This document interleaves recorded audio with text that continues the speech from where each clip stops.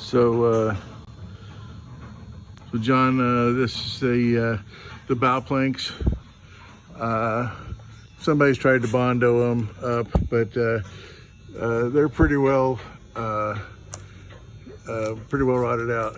The structure behind them is also pretty well rotted out, but we usually charge $700 a plank to replace planks, and that's just to do the woodwork, the painting and so forth extra.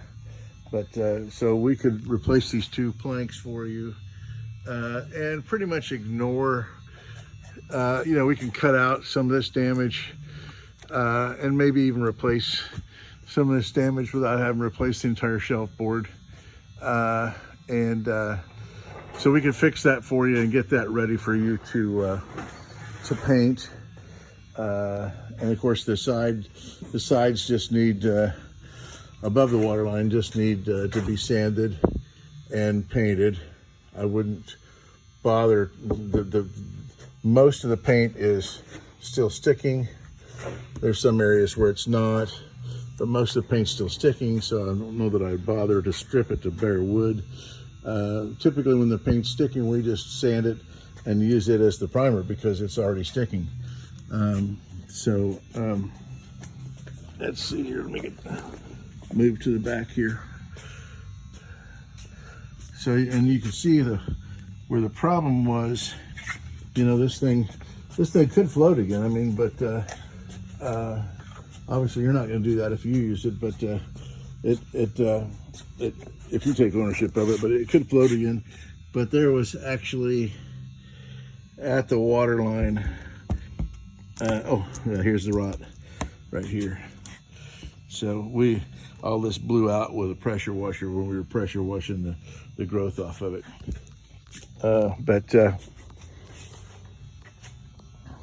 And a new transom, a plywood transom could be put on this. Just the piece of plywood's about $3,000 though. So this could be replanked, or it could be just filled. We can, tear out the rot, and you see they Bondoed it a time or 2 or 3. And so we could tear that out, the rot, and fill it with new wood and just paint the back instead of having it varnished. Or if you wanted it replanked, then we got 1, 2, 3, 4, 5,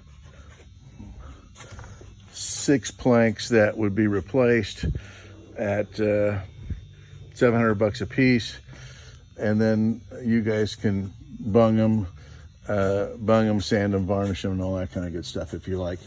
Your workers could do that, no problem. The rot was really bad on this side. That's the reason it sank, was it just wasn't maintained back here. They didn't pull it out every so often and repaint the bottom and do the maintenance that should have been done. And that's why the damage. That's why it sank. So anyway, I just wanted to show you, give you a detailed look at this boat, and just let me know if that scares you or if that's something that you think you'd like to entertain. And I'll give you a video here shortly also of the Sea Maiden. Thanks.